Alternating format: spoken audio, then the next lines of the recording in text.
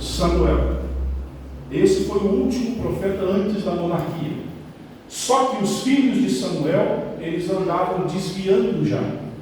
Quando eles eram novos, quando Samuel era vivo, eles começaram a afastar. Isso fez com que surgisse em Israel uma preocupação, dizendo: se Samuel é vivo, os filhos deles estão assim, quem dirá quando Samuel morrer?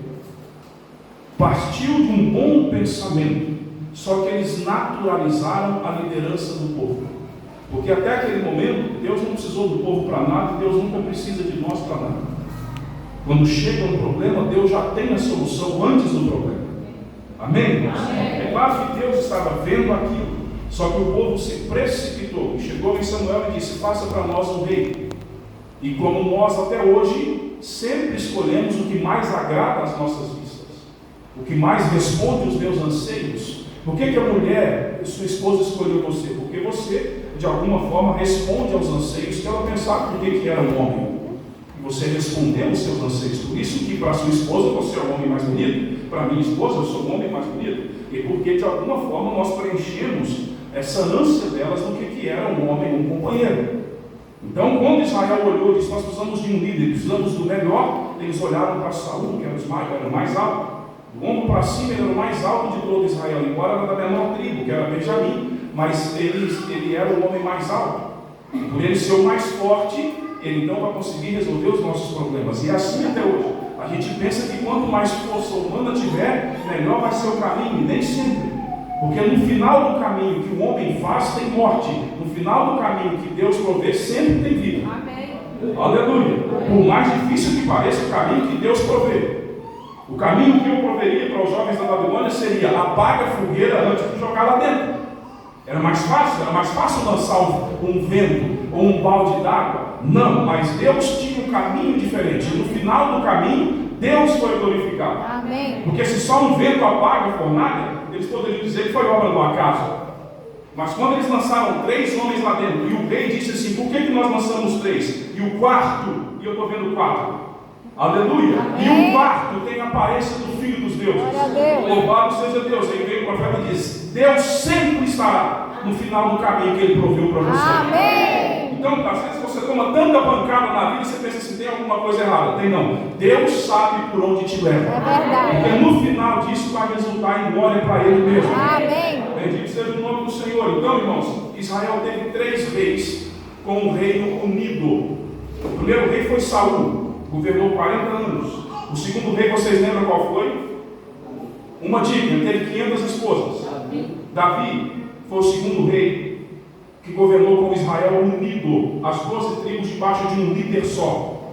E depois de Davi, vocês lembram qual foi o outro rei? Salomão foi o outro rei. Salomão foi o último rei que governou com as 12 tribos juntas. Só que Salomão ele fez 2 coisas que não agradou ao Senhor, e por isso ele caiu.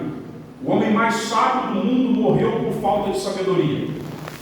Porque Deus disse para os reis dele, em Deuteronômio, disse que os reis de Israel não possuam muitas mulheres e nem muitos cavalos. E Salomão só teve 1000, ele teve 700 esposas e 300 concubinas. E ele teve mais de 4.000 cavalos. E era rei. E o que aconteceu no ministério ou no reinado de Salomão? O reinado de Salomão, irmãos, foi o mais próspero de Israel, a ponto do profeta dizer que foi o símbolo do milênio. Salomão nunca guerreou uma guerra. Salomão tinha 12 reis que sustentavam a casa dele. O mês de janeiro era um mês de um rei tal, o mês de fevereiro era um rei tal. Estou falando dos nossos nomes de mês aqui, que o nome deles é diferente. Então, Salomão viveu paz durante o reinado todo, 40 anos. Só que no final da vida, ele tinha esposas de todas as nações. E para evitar briga, porque casal tem briga, mesmo Salomão, para evitar contenda, Salomão fala: sede qual igreja? Eu sigo a Astarote. Então faz uma igreja no cantinho aqui, ó. Eu te dou um botezinho e ergo uma imagem Astarote. Você segue a qual? Malcom? Então Salomão encheu Israel de idolatria. O homem mais sábio morreu idólatra. E ele em vida ainda, Deus levanta um profeta que encontra um homem chamado Jeroboão. Jeroboão não pediu para ser escolhido. Esse profeta sai do encontro de Jeroboão, encontra-se com Jeroboão, pega a roupa e rasga 10 pedaços, e entrega para Jeroboão e diz assim: Jeroboão, eu estou fazendo isso, porque o reino te darei 10 tribos. Quando Salomão ficou sabendo disso, Jeroboão fugiu para o Egito, porque Salomão tentou matá-lo. Quando Salomão morre, Jeroboão volta, e Jeroboão vai no filho de Salomão, que era um homem chamado Roboão. Então Jeroboão chega e diz: Roboão, é o seguinte, alivia um pouco os impostos, deixe um pouco o povo respirar, e nós vamos te servir.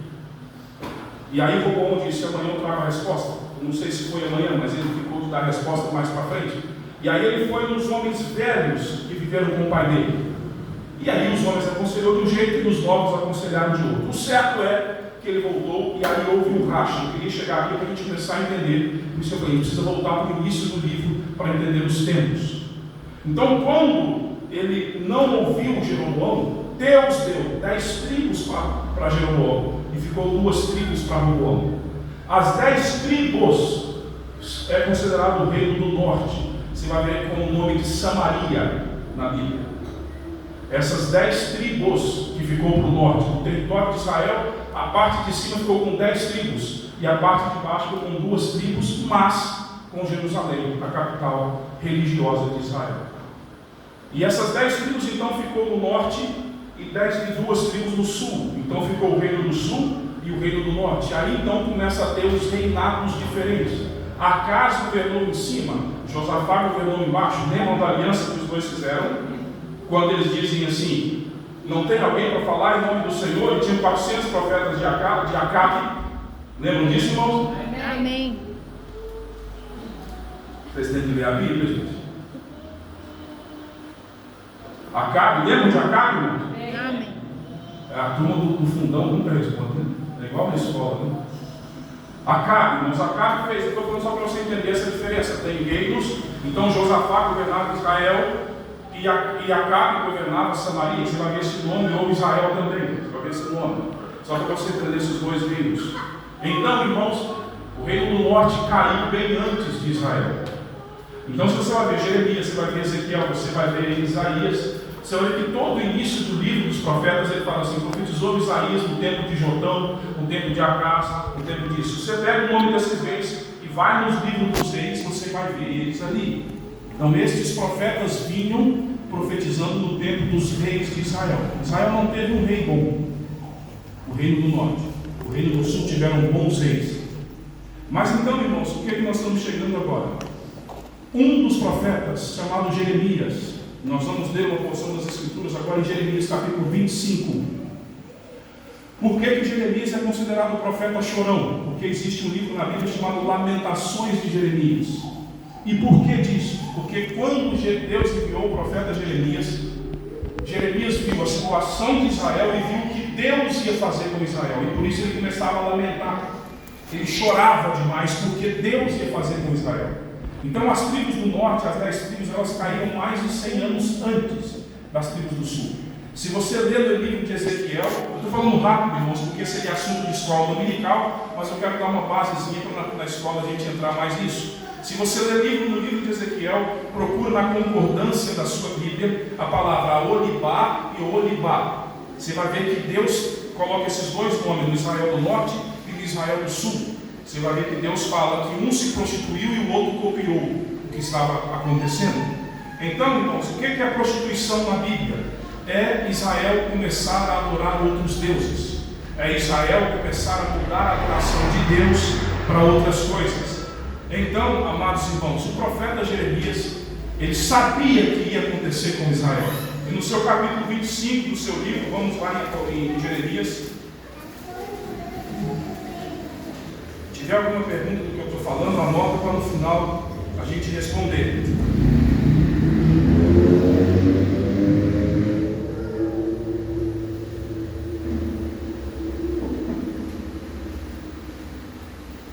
Acharam, irmãos, Jeremias 25? Amém? Amém?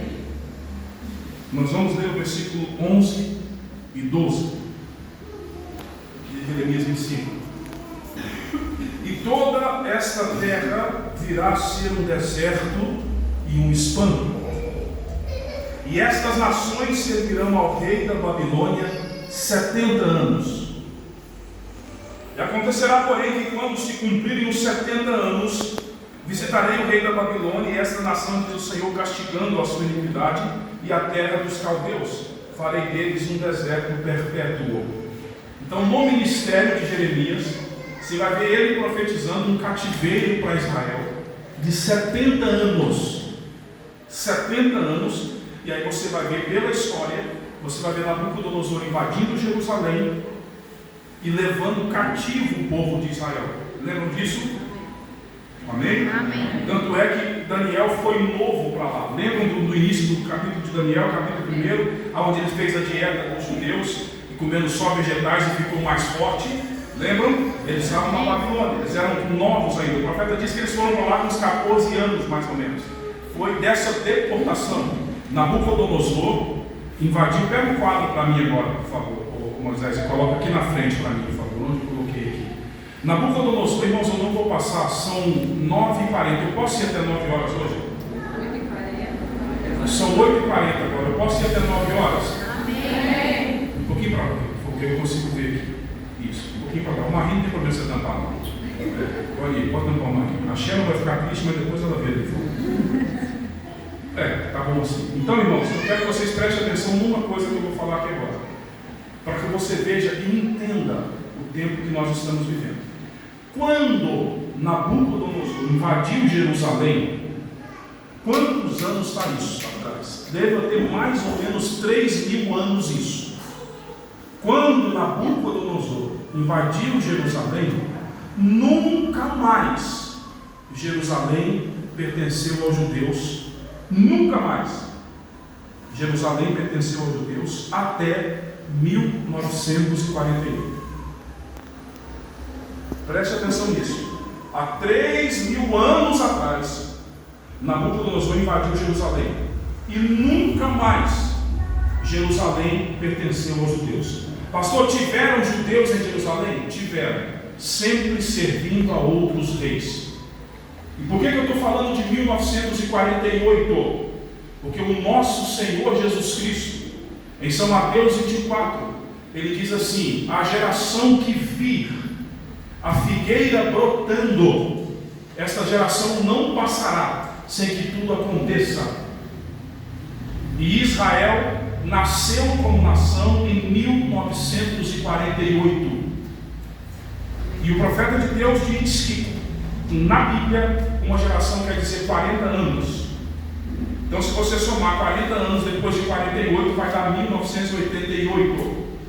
E nós estamos em 2025. Então, nós estamos em tempo emprestado, disse o profeta. Na mensagem, ouvindo, reconhecendo e agindo sobre a palavra de Deus, o profeta diz: nós estamos em tempo emprestado. Deus está alongando o tempo.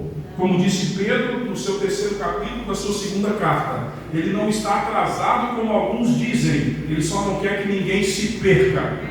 Amém? Amém. Agora não é do mundo se perder, é quem está dentro. Porque as virgens todas dormiram.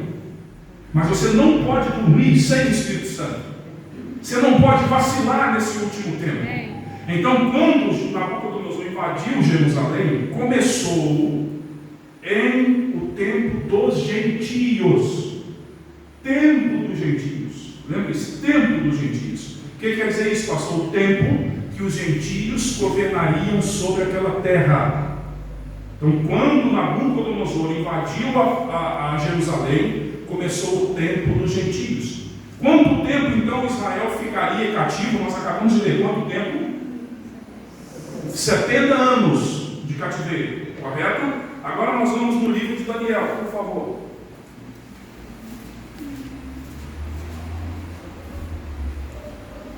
Daniel capítulo 9. Tem mais folha dessa ali lá atrás? Não, né? Tem um monte? Espalha para mim, por favor. Eu posso nem entregar algumas coisas para vocês, não tem para todo mundo, mas vocês sentem em dupla, tá bom? Classe. É igual sala de aula. Mas entrega essa para mim, para alguém aqui. Entrega aí, pega você aí, que aí eu vou ficar no quadro aqui, eu já fiz a minha colinha ali.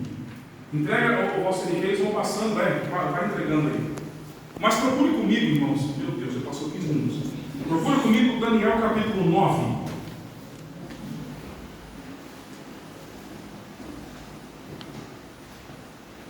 Nossa, irmão, tem tanto assunto nisso que, meu Deus, eu podia parar. Acharam Daniel capítulo 9? Amém. Amém? Amém. É importante vocês acompanharem a leitura, irmãos, para que vocês leiam em casa depois. Vocês tenham material de estudo em casa. Então, olha só, aqui Daniel já era um homem velho na Babilônia. Essa oração que ele vai fazer aqui é na Babilônia. Tá? É na Babilônia. Então, no versículo 1 ele diz assim: no ano primeiro de Dario, filho de Assuero, da nação dos Medos. Quando Daniel estava fazendo a oração, esta oração, a Babilônia já tinha caído como império. Os medos persas já tinham conquistado a Babilônia. Se você já ouviu a mensagem a Escritura na parede, você vai ver do que eu estou falando. Os medos persas já tinham invadido a Babilônia, e Babilônia tinha caído como nação. Mas Israel e Jerusalém ficou debaixo do domínio de Assuero agora, ou de Dario.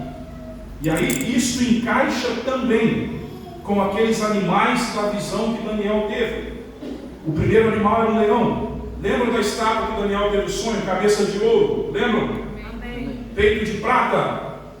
O peito de prata e os braços de prata é exatamente os medos persas, que simbolizam o segundo animal, que é o urso, que nós vamos ler em Apocalipse daqui a pouquinho. Então tudo se encaixa. Por isso nós precisamos voltar para o início do livro, para entendermos o tempo que nós estamos vivendo. E a sua alma vai encher de regozijo, porque você vai ver que o nosso Deus ele não perde um segundo na história. Não, o plano de Deus não está sendo desenvolvido enquanto caminhamos, ele está definido desde antes da fundação do mundo. Por isso que nós não vamos ficar sem o arrebatamento. Porque aquele que ele predestinou lá, ele já garantiu lá a outra ponta da história. Bendito seja o nome do Senhor. Glória a Deus. Então, nessa oração aqui, irmãos, olha, no ano primeiro de Dario, filho de Assuero, da nação dos Medos, o qual foi constituído rei sobre todo o reino dos caldeus, no ano primeiro do seu reinado, eu, Daniel, entendi pelos livros que o número de anos de que falou o Senhor ao profeta Jeremias, em que haviam de acabar as assolações de Jerusalém, eram 70 anos. Então Daniel estava vivendo já no final da profecia, aonde ia acabar o quê? As assolações em cima de Jerusalém. Então ele disse: opa, o tempo está agora pertinho de voltar à glória de Jerusalém. Porque eles acabaram com o tempo, irmãos, arrebentaram com tudo. E Daniel disse: agora está o tempo de nós voltarmos. Já está no final dos 70 anos, já estamos quase 70 anos aqui. E aí ele entendeu pelo profeta Jeremias e ele começou a orar. E dirigiu meu rosto ao Senhor Deus para buscar com oração e rogos e jejum e pano de saco e cinza. E aí ele vai continuar a oração. Só que aí, amados irmãos, eu quero ir com vocês agora pular para o versículo 23 do mesmo capítulo, que nós vamos entrar nisso daqui para a gente encerrar o assunto. Estão entendendo até agora, irmãos? Amém. Eu fiz um pouquinho da base da história para você entender que o reino foi dividido e Jerusalém foi conquistado por Nabucodonosor, levou 70 anos cativo. Ok. Depois de quase 70 anos, Daniel disse assim: está perto de Jerusalém ser livre de novo. Está perto de Jerusalém parar com essas assolações. Então, eu vou orar para entender o que está acontecendo. Agora no versículo 23, o anjo falando para Daniel: no princípio das tuas súplicas saiu a ordem, e eu vim para te declarar, porque és muito amado. Toma, pois, bem sentido na palavra e entende a visão. 70 semanas estão determinadas sobre o seu povo. Daniel era aqui qual povo, irmão? Daniel era judeu. Amém? Amém. Então as 70 semanas é para o povo judeu. Amém? Amém. E sobre a tua santa cidade, Jerusalém. Então, agora o anjo já não está falando dos 70 anos de cativeiro. O anjo está falando que até Jerusalém parar de ser pisada pelos gentios, falta 70 semanas. Não misture as duas coisas. 70 anos de cativeiro. Agora falta 70 semanas para Jerusalém parar de ser pisada pelos gentios. Entenderam? Amém. Amém? Então olha só, o que é que vai acontecer depois das 70 semanas? para extinguir a transgressão e dar fim aos pecados, e expiar a iniquidade, e trazer justiça eterna, e selar a visão e a profecia, e ungir o Santo dos Santos. Sabe e entende, e aqui nós vamos para o cálculo agora, desde a saída da ordem para restaurar e para edificar a Jerusalém, até o Messias, o príncipe, 7 semanas e 62 semanas. As ruas e as tranqueiras se edificarão, mas em tempos angustiosos. Agora eu vou aqui rapidinho. Presta quero fazer um desses pincéis aí, por favor. Irmãos, vocês estão com a folhinha aí, não estão? Obrigado, querido. Eu tenho 10 minutos. Eu gostaria, Davi, abre a sua Bíblia para mim, por favor. Ou a minha aqui. Pega aqui, fica com o microfone, eu vou pedir para você. Ou você quer ficar lendo? Você quer ler ou você lê? Pode ser. Você, quando eu te pedir, você vai ler esse versículo 23 aqui para mim. Quando eu te pedir. Deixa eu ver se é isso mesmo. 70 semanas, sabe e entende aqui, ó. 25, tá bom? Pega o microfone aí que eu vou te dar o meu nome.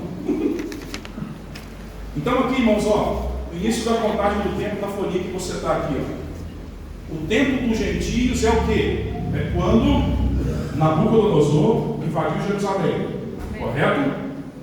Aqui é a invasão de Nabucodonosor. Aqui é os 70 anos de cativeiro. Eu fiz aqui para a gente entender um pouquinho. 70 anos.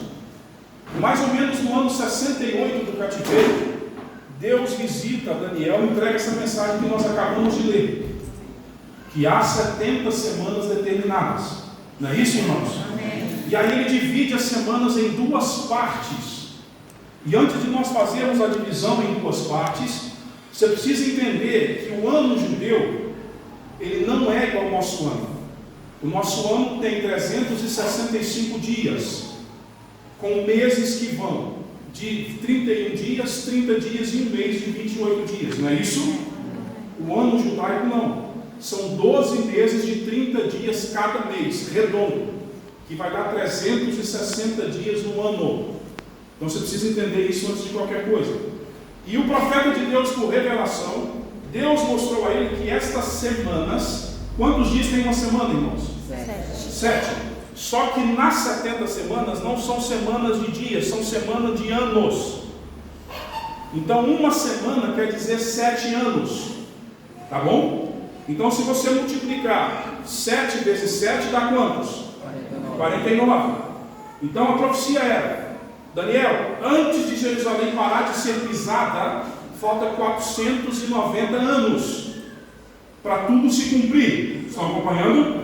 Amém? Só que aí, Davi, lê a primeira parte, por favor. Sabe e entende desde a saída da ordem para restaurar e para edificar Jerusalém. Para aí. Então agora ele divide as semanas em 2 partes. Teve uma, a saída da ordem para edificar a Jerusalém. Você vai ver isso no livro de Neemias e Esdras. Neemias e Esdras é que recebem permissão do rei Dario para voltar para Jerusalém para edificar o templo que foi destruído por Nabucodonosor. Tá bom? Então aí ele vai falar. Lê agora. Então veja, teve uma ordem para reconstruir o templo. Fala. Até o Messias, o príncipe, 7 semanas e 72 semanas. E 62 semanas. 7 semanas e 62 semanas. Então, ó, para reconstruir o templo, 7 semanas. Vocês vão ler depois, vocês têm em casa, Daniel 9, 25. E até o Messias, 62 semanas. Não é isso? Então teve 7 semanas até o templo ser reconstruído e depois 62 semanas até ao Messias.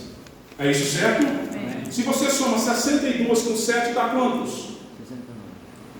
62 mais 7? 69. Então, irmãos, da profecia até Jesus, passou-se 69 semanas. Da profecia até Jesus, passou-se 69 semanas, dividida em 2 partes: reconstrução do templo e da reconstrução até o Messias. Então 7 semanas dá quantos anos? 7 vezes 7, 49. Eles gastaram 49 anos para reconstruir o templo. Você vai ver isso em Neemias e Esdras. E depois disso daqui, ele levou 62 semanas até o Messias. 434 anos até o Messias, tá? E aí nós vamos entrar agora no ministério de Jesus. Jesus pregou quantos anos? 3 anos e meio. Quantos? 3 anos e meio. 3 anos e meio. É isso certo? Amém. Beleza. Quando você divide 7 pelo meio, dá quantos? 3,5. Não é isso? Então daqui até aqui foram 69 semanas. E Jesus começou e pregou 3 anos e meio. Não é isso, irmãos? Amém. Amém? Amém. Louvado seja Deus. Então, se você faz 360 dias no ano, vezes 3 anos, dá quantos aí? Alguém faz na calculadora, por favor. E depois 6 meses. 1080.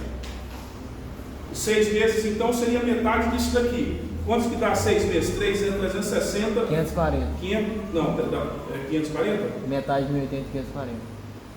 Parei, deixa eu ver. Quanto que deu? 540? Não. É Metade. 540. Isso. Soma para mim os dois agora, 1080 com 540. 1620. Quanto? 1620. Não, estou colocando você errado. É isso mesmo, 1620. Não, mas não é, porque a matemática não é essa. Tá. 6 meses. Um mês tem quantos dias? 30 dias. Então, 30 vezes 6. 180. É isso daí. 180. É isso daí. Agora soma, por favor, os dois. 1260. Isso daí. Aí você vai entender o porquê que eu falei isso daqui. Daqui a pouco nós vamos fechar isso daqui. Então, amados irmãos, meu Deus, 5 minutos. O ministério de Jesus, 3 anos e meio. Então, Jesus começou a 70ª semana. Só que disse a Bíblia que ele veio para os seus, e os seus não o receberam. Obrigado, meu amigo, eu quero ler isso aqui a Bíblia, só a Bíblia. Vamos acompanhar comigo aqui, se você estiver lendo comigo, ó. O versículo 26. Olha o que eu fiz com a minha camisa. Sujei. E depois das 62 semanas será tirado o Messias, e não será mais. E o povo do príncipe que há de vir, quem era o povo que destruiu o Messias, que sacrificou o Messias, que destruiu Jerusalém depois? Roma. Destruirá a cidade e o santuário, e o seu fim será como uma inundação, e até o fim haverá guerra, e estão determinadas as assolações. Agora eu vou deixar a Bíblia aqui. Então, a Bíblia diz que Jesus veio para os seus e os seus não receberam, não foi isso? É isso, irmãos? Então tá bom. Então, quando eles não receberam, Jesus para de contar 70 semanas. É como você pegar uma folha e rasgar ela no meio.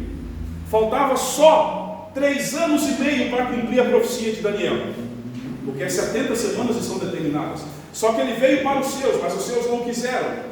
E então ele parou de contar 70 semanas. E aí ele abriu a plenitude dos gentios. Ele abriu a graça para os gentios. Amém. E aí ele vira as costas para os judeus e começa a salvar gentios agora. Glória a Deus. Aleluia. Por isso que em São Mateus 10, ele ainda estava nesse ministério aqui. Ele disse para os judeus assim, para os seus discípulos: não vá pela casa das gentios, mas vá pelas ovelhas perdidas da casa de Israel, porque ele veio para os seus.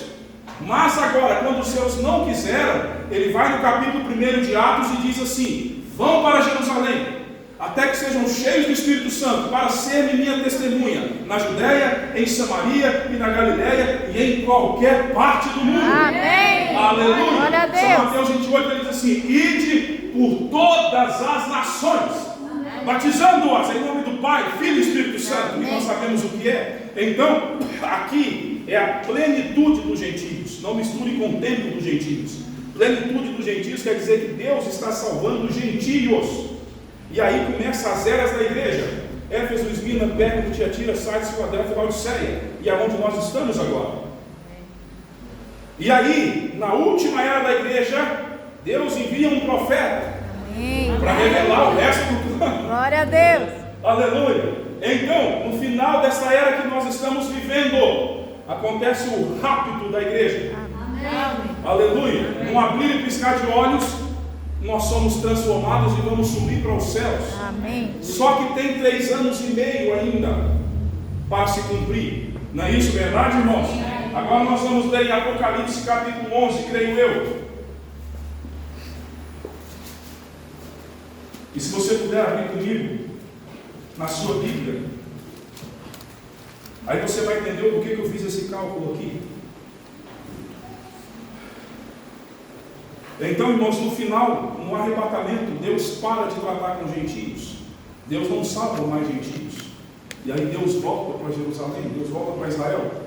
E em Apocalipse capítulo 11, versículo 3, diz assim, olha, ou versículo 2: e deixe o átrio que está fora do templo, e não meças, porque foi dado às nações, e pisarão a cidade santa por 42 meses. 42 meses, se você soma 12 e meio, né? 12 meses do ano, 12 meses do ano, 24, mais 12 meses, 36. 3 anos e meio. Mais 6 meses, de 36 meses, mais 6 dá quantos?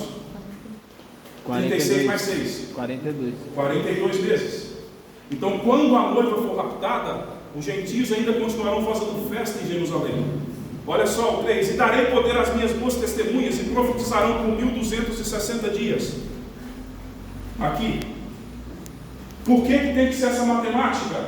Porque Deus precisa cumprir 3 anos e meio aqui, ó, para fechar com esses 3 anos e meio aqui. Amém. Amém, irmãos? Amém. E quando então, aqui quem vai estar pregando é Moisés e Elias aqui. Aqui quem vai estar no governo do mundo todo, no período da tribulação, é a persona encarnada do maior líder da religião do mundo. Satanás está hoje no céu te acusando. Ele é o acusador de nossas almas. Então quando você é arrebatado, quando a noiva é arrebatada, Satanás desce e ele encarna no falso profeta. E ele vai ser o líder mundial. Ele vai ser o líder de todo o mundo. E nesse período aqui, Moisés e Elias vão estar pregando para Jerusalém. E no final de 3 anos e meio, ele mata as duas testemunhas. Ele mata Moisés e Elias. E durante 3 dias, o corpo deles ficará na praça pública. E o mundo todo verão. Você imagina quantas lives no Instagram vai acontecer?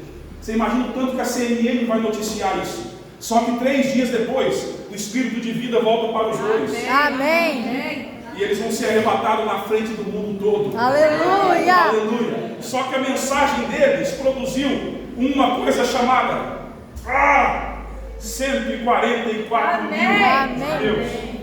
Glória a Deus.